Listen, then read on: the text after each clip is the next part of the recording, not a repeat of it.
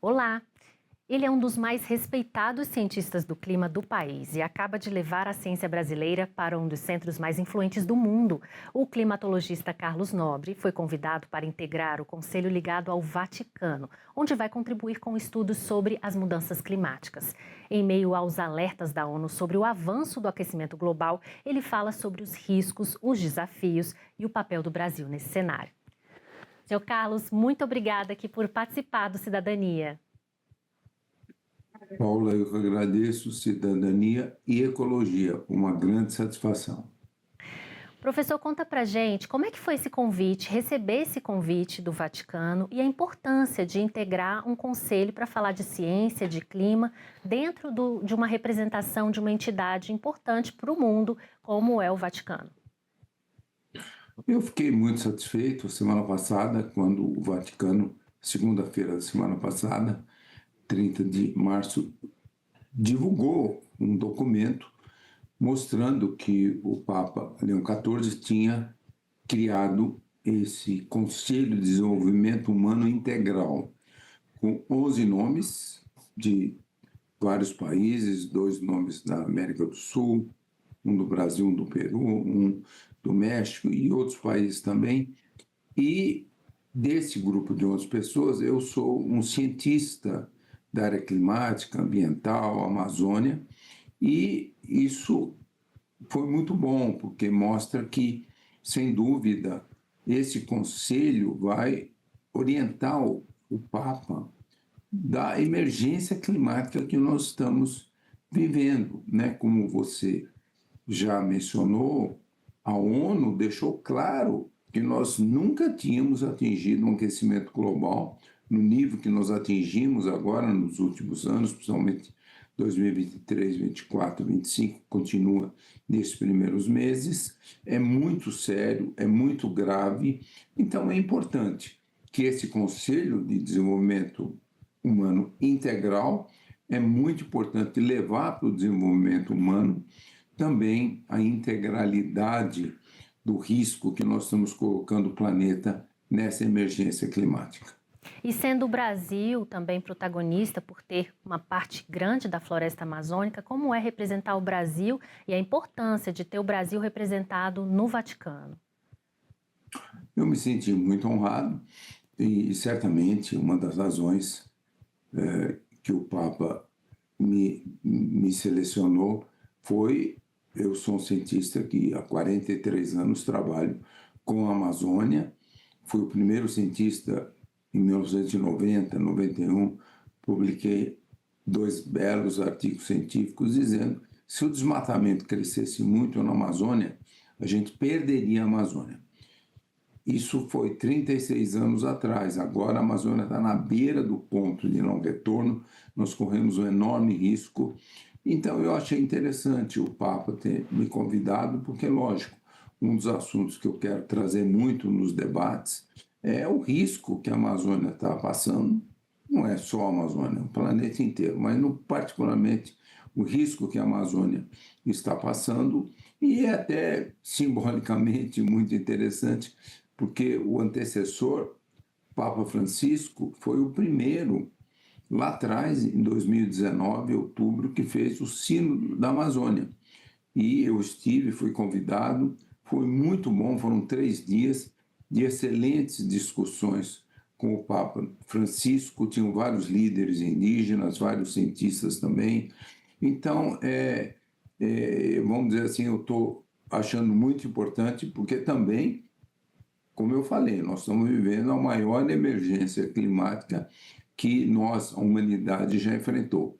Então, é muito bom que o Papa queira esse conselho fornecer todas as informações, e ele tem um enorme prestígio global, não é só entre os religiosos católicos, ele tem um papel muito importante de discutir com inúmeros líderes mundiais o risco que o planeta está correndo. Pois é, uma afirmação que o senhor já defende há muitos anos é sobre esse ponto de não retorno, que é no caso da floresta amazônica não conseguir mais se restaurar, ser restaurada. Em que ponto nós estamos hoje, próximos a esse ponto de não retorno, mas em que ponto a gente hoje pode se considerar muito perto?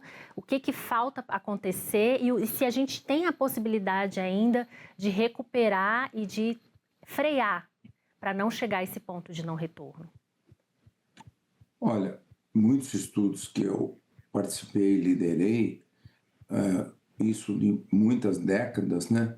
E nós já fazíamos projeções. Se o desmatamento da Amazônia passasse de 20%, na faixa aí 20 a 25%, e, junto com isso, o aquecimento global atingisse 2 graus de aquecimento, passaria do ponto de não retorno da Amazônia. Não daria mais para preservar, salvar a Amazônia. Por que nós estamos dizendo que nós estamos muito próximos? Porque o desmatamento já chegou a 17% e 18% em toda a Amazônia, 22% na Amazônia brasileira, e, infelizmente, como esse relatório da ONU também foi muito preciso, nós estamos já chegando a 1,5 graus de aquecimento, permanentemente chegaremos até 2030, e se nós não reduzirmos as emissões dos gases de efeito estufa, 75% das emissões vêm ainda da queima dos combustíveis fósseis, nós podemos atingir 2 graus de aquecimento lá para 2040, antes de 2045. Então, esse é o risco, né? Nós podemos passar do ponto de não retorno em 15 anos, ou no máximo 20 anos, e todo o sul da Amazônia, do Atlântico até a Amazônia boliviana, ali tem 2,3 milhões de quilômetros quadrados, ali a floresta já está se autodegradando, a mortalidade de árvores aumentou, e um lugar ali no sudeste da Amazônia, sul do Pará e norte de Mato Grosso, esse é o único local que a floresta amazônica, a floresta já virou fonte de gás carbônico. Ela já está degradando, perdendo. No mundo inteiro, os biomas removem uma enorme quantidade. Por exemplo, por muitas décadas, os biomas removem cerca de 1/3 de todo o gás carbônico que nós jogamos. Por exemplo, na década de 90, a Amazônia estava removendo mais de 1 bilhão de toneladas do gás carbônico. Chegou, em alguns anos, a remover 2 bilhões. Agora não. Já diminuiu muito essa capacidade da Amazônia e, como eu falei, ali o sudeste, alta mortalidade de árvores e toda a estação seca ali no sul da Amazônia, do Atlântico até a Bolívia, ela já está 4 a 5 semanas mais longa em 45 anos. Está ficando uma semana mais longa a estação seca a cada década. Então, se a gente continuar com o aquecimento global e com o desmatamento, a estação seca vai atingir em 2, 3 décadas no máximo 6 meses. 6 meses é o clima do Cerrado, biologicamente a savana tropical. Então, é isso, né? Nós estamos na beira do ponto de retorno da Amazônia, então nós temos enorme responsabilidade. É possível salvar a Amazônia? Sim, nós temos esses 2 desafios. O primeiro é zerar o desmatamento, a degradação, o fogo completamente. Na COP30, a presidência da COP levou um daqueles mapas do caminho, zerar todos os desmatamentos no mundo inteiro até 2030 e aí passar a grande escala de regeneração dos biomas, das florestas e fazer uma grande restauração da área desmatada da Amazônia, replantar a floresta amazônica. Então, esse é obrigatório e lógico, como eu falei, a temperatura global atingindo 2 graus de aquecimento, também a Amazônia corre um enorme risco de passar do ponto de retorno. Então, além de salvar a Amazônia ali localmente, nós, os países amazônicos, nós temos que batalhar muito para não deixar o aquecimento global atingir 2 graus. Agora, essa sinalização do Vaticano de convidá-lo é uma demonstração, na sua avaliação, é uma demonstração de que há uma preocupação cada vez maior, né, mundialmente, ou na sua avaliação ainda os países maiores poluidores ainda não estão tendo noção de que a gente está numa situação emergencial e que precisa tomar medidas mais drásticas? Olha, eu julgo que um dos razões que o Vaticano me convidou para esse conselho tem a ver muito com a Amazônia, né? É uma preocupação mundial perdermos a Amazônia e de todos os biomas de florestas tropicais aqui na América do Sul, na América Central, na África Equatorial, no Sudeste Asiático, a Amazônia é que mais perto está do ponto de não retorno. Então, eu tenho certeza que esse foi um dos objetivos de me convidar para esse conselho, e, é claro, olhando mais a emergência climática global. Então, realmente, é muito importante agora começarmos a combater essa emergência climática. Idealmente, nós deveríamos zerar a emissão dos gases de efeito estufa, idealmente até 2040, e não mais que 2045. Então, eu acho que esse conselho vai levar para o Papa as informações todas importantíssimas para combater essa super emergência climática. Professor, a gente teve uma oscilação na questão do desmatamento, nos índices de desmatamento da floresta amazônica. 2019, 2020, um aumento do desmatamento. Nos anos de 2023, 2024 e 2025, uma diminuição.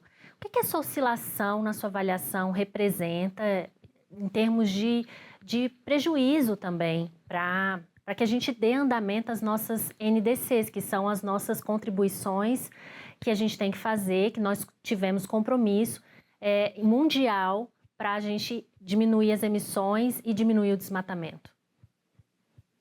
Sem dúvida, sem dúvida. O Brasil levou na COP30 em Belém, primeira COP numa floresta tropical, as metas, né, as metas de redução das emissões, as metas voluntárias de cada país, em inglês é NDC.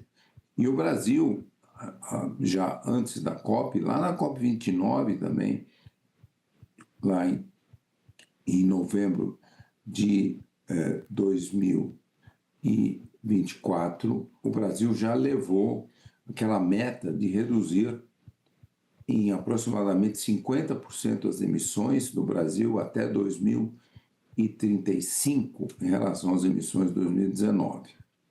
E, infelizmente, muitos países na COP30 não concordaram com isso e não foi aprovado assim, uma super rápida redução das emissões, nem o mapa do caminho de zerar logo o uso de combustíveis fósseis e o mapa do caminho de zerar os desmatamentos e fazer grande regeneração dos biomas. Mas essa foi a meta do Brasil e é muito importante, e o Brasil pode. Por quê? No Brasil, cerca de 70% das emissões não vem de combustíveis fósseis. 40% a 45% é desmatamento e 22% a 25% é agropecuária. E como você falou, felizmente, não só o Brasil, mas todos os países amazônicos começaram a reduzir muito o desmatamento a partir de 2023. E o Brasil e outros países, se a gente comparar 2025 com 2022, a gente já está chegando a 60% de redução dos desmatamentos em toda a Amazônia, e também esse número muito próximo do que o Brasil está conseguindo. Então, nesse ponto, o Brasil e os outros países amazônicos estão indo muito na direção correta. É totalmente factível zerar os desmatamentos até 2030, que essas são as metas que governos têm. E então esse é um ponto muito importante, mas é lógico, tem riscos, né? Por quê? Porque por mais que a gente reduziu o desmatamento 23, 24, 25, teve uma explosão de incêndios em final de 2023 e 2024, foi o maior número de incêndios dentro da floresta.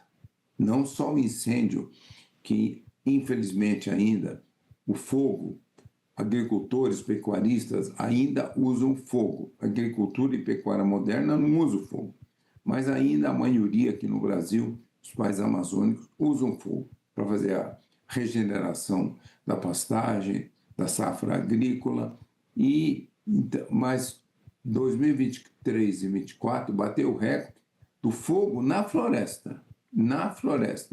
E os dados mostram 95% desses incêndios foram humanos, não foram descargas elétricas gerando fogo na floresta. Então, isso é muito grave. Aparentemente, grande parte dos incêndios foram criminosos e, felizmente, em 2025, no segundo semestre, já mais na estação seca, onde se coloca fogo, diminuiu uns 70% o número de incêndios. Então, isso é muito positivo também. Vamos torcer para zerar rapidamente o uso do fogo. Em relação aos países, os países que mais poluidores por combustíveis fósseis, a China tem investido pesadamente em carros elétricos. Na sua avaliação, essa é uma das estratégias? A China tem se preocupado mais com essa questão ou ainda são medidas tímidas? Olha, é uma questão importante. Eu visitei a China em setembro do ano passado, fiquei 8 dias lá, 5 dias na cidade de Xangai, 3 dias em Beijing. Fiquei muito bem impressionado, uma gigantesca quantidade de árvores dentro das cidades, parques muito grandes, todas as ruas, avenidas têm árvores nos dois lados, e também é um grande número de veículos elétricos, um grande número. E, por exemplo, na China é proibido ter motocicleta que não seja elétrica. Tem uns 140 milhões de motocicletas e todas são elétricas. E uma das razões que a China fez isso, já começou há mais de 20 anos, foi porque até a expectativa de vida de moradores, por exemplo, de Beijing, estava diminuindo, porque a poluição do ar que vem da queima dos combustíveis fósseis estava causando um enorme risco na saúde humana. Então, a China foi numa direção rápida de diminuir muito a queima de combustíveis fósseis. É o país que mais produz, tem mais de 850 mil ônibus elétricos, isso que eu falei, 140 milhões de motocicletas elétricas e também um grande número de carros elétricos. A China é o maior produtor de painéis solares, ela fez o preço cair muito nos últimos anos. Também energia do vento, eólica, é o maior exportador dessas formas renováveis, painéis solares e também a energia eólica. Então, nesse ponto, a China está indo, ainda que ela é o país que mais emite. Em 2024 e 2025, as emissões não aumentaram, equilibrou, mas ela precisa reduzir demais. E aí o que chamou muita atenção foi que, quando eu estive lá em setembro, eu dei várias palestras, dei 6 palestras, eu sempre falava a importância da China, na COP30 em Belém, assumir a liderança. Por quê? Por muitas décadas, a China é o país que mais emite. Historicamente, os Estados Unidos, de 1850 até o presente, 25% das emissões dos gases de efeito estufa foram os Estados Unidos. Mas há várias décadas, a China é o principal. A China já emite cerca de 23% das emissões globais. Então, todos nós aguardávamos que a China viesse para a COP30 com uma grande liderança, porque os Estados Unidos não apareceram, saíram do Acordo de Paris. As emissões nos Estados Unidos, no ano passado, aumentaram 2,5%. Um presidente negacionista que defende o aumento do uso dos combustíveis fósseis. Então, nós esperávamos que a China fosse vir e fosse aceitar aquele desafio que a presidência da COP colocou, todos os países reduzirem, por exemplo, 50% das emissões até 2035. qual a decepção? A China falou que vai reduzir 10% suas emissões até 2035. Isso é muito grave.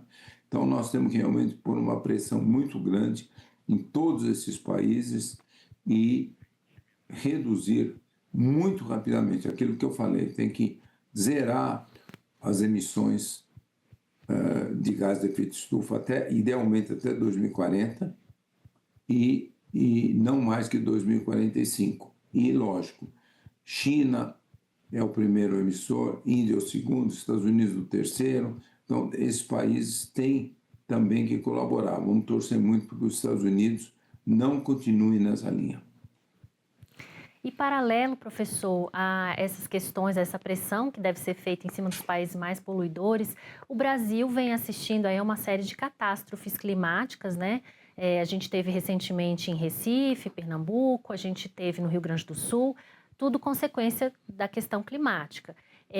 Na sua avaliação, o que os governos, né, estaduais, municipais, precisam fazer, trabalhar nas cidades para que haja uma preocupação com relação a isso e diminua os impactos disso na vida das pessoas, né? Cidades sustentáveis, qual tipo de atividade preventiva e como eles deveriam trabalhar para poder evitar, já que a gente está diante aí de uma situação que globalmente precisa ser feita a várias mãos, né? Mas enquanto isso, enquanto a gente vive essa realidade e os países ainda brigam por quem vai emitir menos, como a gente deve trabalhar e se preparar para essas situações que estão acontecendo aí cada vez mais frequentes?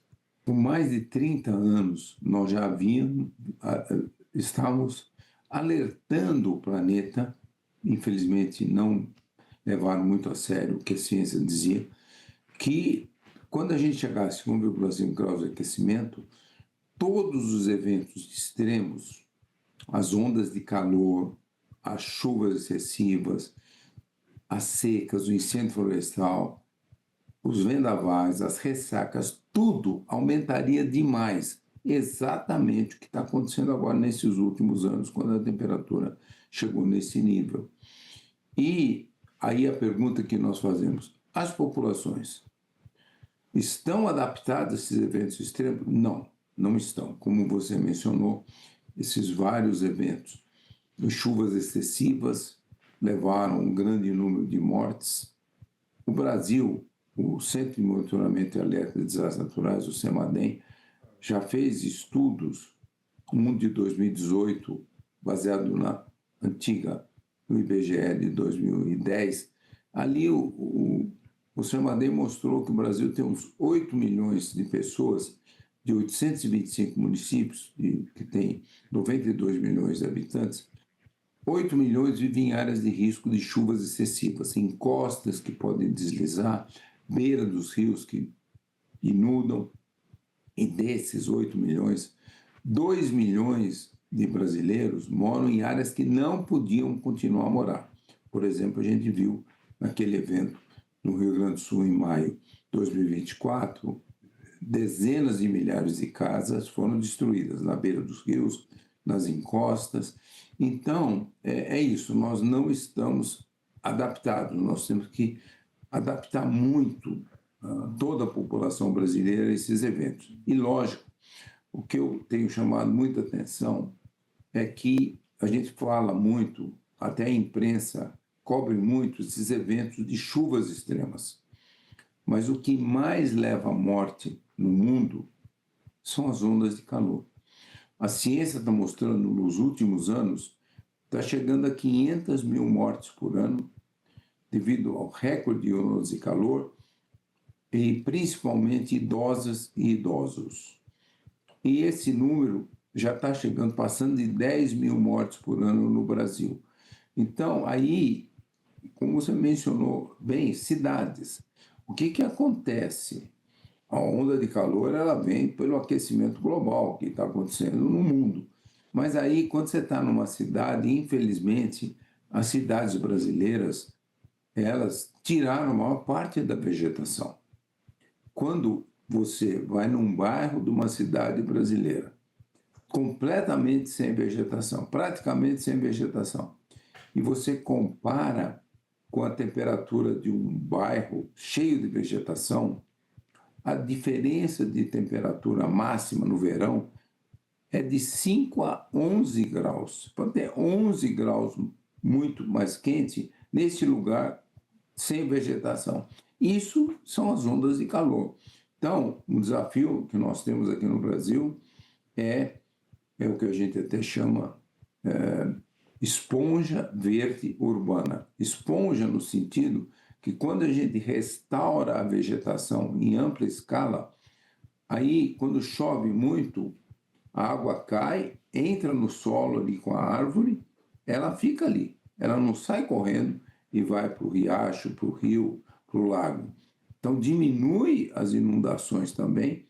Quando você tem bastante vegetação, você baixa muito a temperatura máxima e cidades chinesas, e a cidade mais verde do mundo é Singapura, quase todas as residências e os prédios plantam plantas no telhado, nos prédios, até nas sacadas. Quando você faz isso, grande parte da energia que vem do sol é utilizado para transpirar a água da planta. Ela não aquece. Isso tem o nome telhado verde. No Brasil, não. Praticamente, nós não temos quase nada disso. Então, esse vem o desafio. A gente deseja uma boa sorte e que esse espaço seja de reverberação dessa mensagem tão importante. Eu agradeço muito, professor, a sua participação aqui no Cidadania. Eu que agradeço a oportunidade, Paula. Muitíssimo obrigado. Bom, eu agradeço também a você que nos acompanhou até aqui. Esse programa já está disponível no senado.leg.br/TV e no canal da TV Senado no YouTube. Obrigada pela atenção e até o próximo Cidadania.